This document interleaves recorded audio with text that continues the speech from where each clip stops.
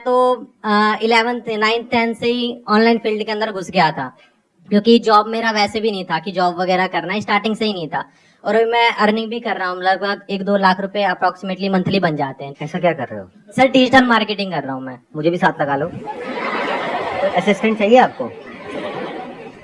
मैं सोचता हूँ सर, कुछ ना कुछ आज के डेट में बहुत सारे ऐसे डोमेन्स हैं जिसके माध्यम से आराम से आप चाहो तो 1-2 लाख रुपए आराम से कमा सकते हो, लेकिन उसकी तरफ सर कोई ध्यान ही नहीं देता।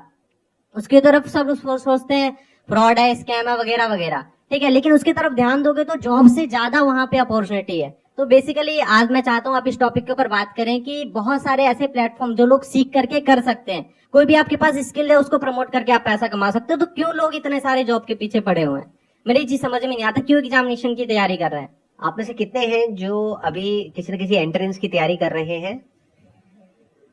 ऑलमोस्ट सब लोग आप किसी न किसी एंट्रेंस की तैयारी कर रहे हो।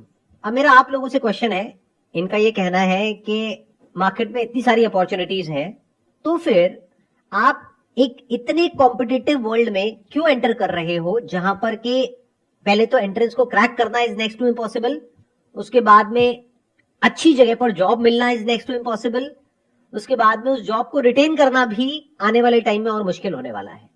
Why are you doing that? I am just curious to know. कोई है आप में से जो बोलना चाहेगा, जवाब देना चाहेगा? रिस्क नहीं होता बिल्कुल, मुझे ऐसा लगता है। तो रिस्क जहाँ पे आ जाता है ना, तो वो चीज उसमें भी काफी वो हट जाता है। और अगर जिस चीज में रिस्क ना हो उसमें सब सपोर्ट करते हैं, फिर हम सोचते हैं सब सपोर्ट ही करें तो ठीक ही होगा, इस यहाँ पे जा रहे हैं तो हम। इन्होंने कहा कि हम एंट्रेंस के लिए इसलिए जाते हैं क्योंकि वहां पर उस पाथ पर कोई रिस्क नहीं होता है। क्या ये सच है, झूठ है?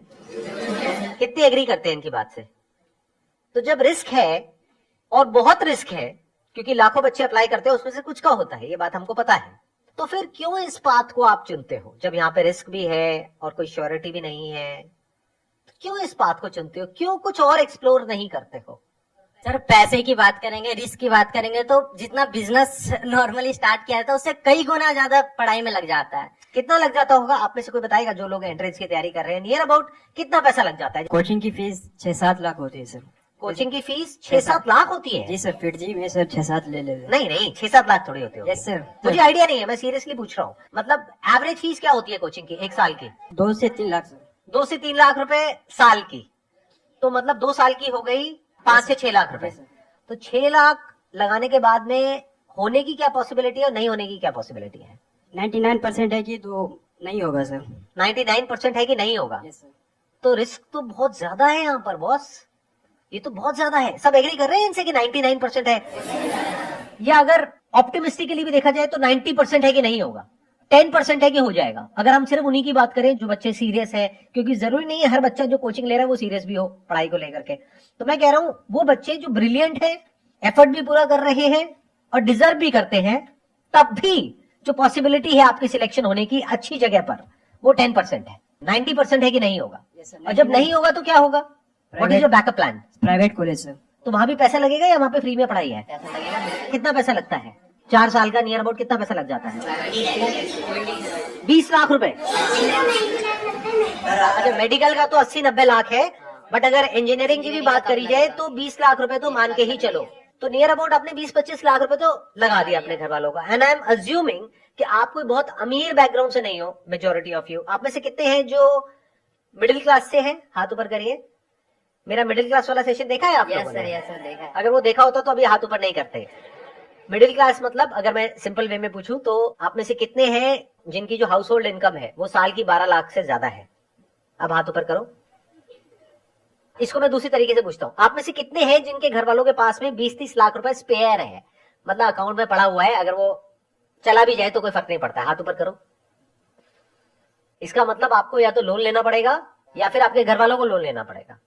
ऐसे बहुत सारी रिसर्चेस हुई हैं जहां पे ये निकल करके आया है कि 50 से 60% जो इंजीनियरिंग कॉलेजेस से इंजीनियर्स निकलते हैं, दे आर अनएम्प्लॉयबल। मतलब उनकी इतनी स्किल ही नहीं होती कि उनको एम्प्लॉय किया जा सके, यानी कि उनको वो काम मिल ही नहीं सकता जिस फील्ड से उन्होंने पढ़ाई करी है। या तो उनको अपनी फील्ड चेंज करनी पड़ेगी या अपने आप को डाउनग्रेड करना पड़ेगा। तो 25 लाख की जो आपने इन्वेस्टमेंट करी उसको रिकवर करने में कितने साल लगेंगे? 9 to 10 years। 25 लाख रुपए रिकवर करने के लिए 25 लाख रुपए जोड़ना पड़ेगा और जोड़ करके विद इंटरेस्ट उसको वापस करना पड़ेगा। इंटरेस्ट भी देना है क्या? इंटरेस्ट भी देना नियर अबाउट हम मान करके चलते हैं, in the best case scenario आपको 20 साल लगेंगे 25 लाख रुपए का जो लोन है उसको चुकाने के लिए या अपने घर वालों को वापस करने के लिए। मतलब 40 की एज तक जा करके तो आप वो पैसा वापस करोगे, तो रिस्क मेरे हिसाब से कम तो नहीं है। और ये सिनेरियो है कि अगर आपकी जॉब लग गई तो अनएम्प्लॉयमेंट रेट भी कम नहीं है हमारी कंट्री में। ये भी हो सकता है कि जॉब ना लगे, तो क्या करोगे? Simple genuine question. 25-30 लाख देने के लिए भी पेरेंट्स ही मोटिवेट करता है, उनकी ही जिद होती है कि हमें ये करना चाहिए। वही कहते हैं यूपीएससी निकालो, वही कहते हैं नीट निकालो, वही आईआईटी जाओ, यहाँ जाओ, वहां जाओ। उनकी ही जिद होती है और सोसाइटी की और रिलेटिव्स की जिद होती है कि हम चाहेंगे तो वो हम ही है करोड़ों में से एक। तो इट्स लाइक हमारी विश तब भी नहीं होती है। ये और ज्यादा गड़बड़ हो गई है। क्यों? क्योंकि अगर एक बार को ये होता कि आपके अंदर से होता कि मुझे ये क्रैक करना है, फिर आप किसी एंट्रेंस के लिए जाते तैयारी करने के लिए, तो फिर भी ये पॉसिबिलिटी होती जिसकी मैं बात कर रहा हूं। लेकिन आपके पेरेंट्स ने फोर्स करके या आपके ऊपर प्रेशर क्रिएट करके आपको भेज दिया है। अब पॉसिबिलिटी क्या है आपके क्रैक करने की? अब तो आपका मन ही नहीं है वो काम करने का, करना पड़ रहा है।